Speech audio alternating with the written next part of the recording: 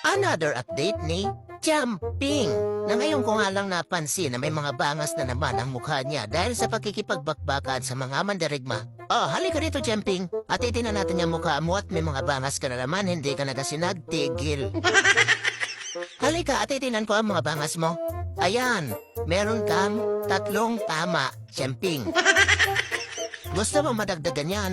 Makipagbakbakan ka ulit, Jumping.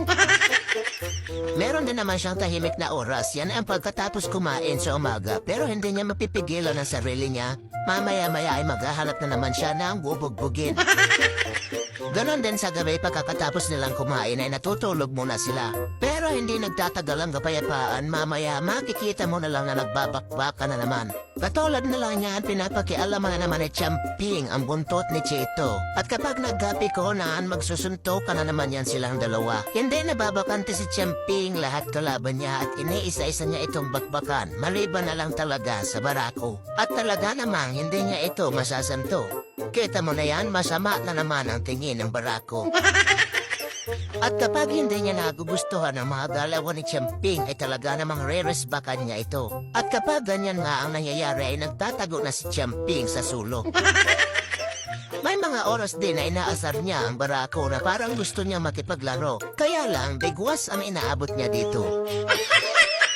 Gustong-gusto niyang habulin at makipagdigmaan sa mandirigmang Chloe, ngunit ayaw naman ito. Kahit panay ang bigwas at sapak sa kanya ay magaan ang kamao ni Chloe, hindi tulad ng barakong Casper. Kaya naman hindi siya natatakot itumba ang kanyang anti-Chloe. Oh, ano na, Jumping? Natalo ka na naman sa bakbakan. Ayaw nga sa'yo makipaglaro ng anti mo, wag mong pilitin. Oh, ilang sapak ang matanggap mo? Manahimik ka lang dyan at minamanmanan ka ng iyong Uncle Casper. Kapag lumapat sa'yo ang mga kamao ng uncle mo, mawawala ka naman niyang tainga mo. Ganyan nga lang siya kapag walang ginagawa, pagulong-gulong lang dyan sa sopa. Tutulog ng onte at kapag naboro niyan, bababa na naman yan dyan at bubulabogin ang mga natutulog sa sahig. Kaya naman sa halip na tahimik ang bahay at tulog ang mga maligalig ay siya ang pasimuno sa gulo. Oh, para kang tiki dyan sa higa mo, Jumping. Oh, anong nangyari sa'yo, Jumping? Ba't tulala ka na dyan? Anong nangyari? Pumulupot na sa'yo ang toy na yan.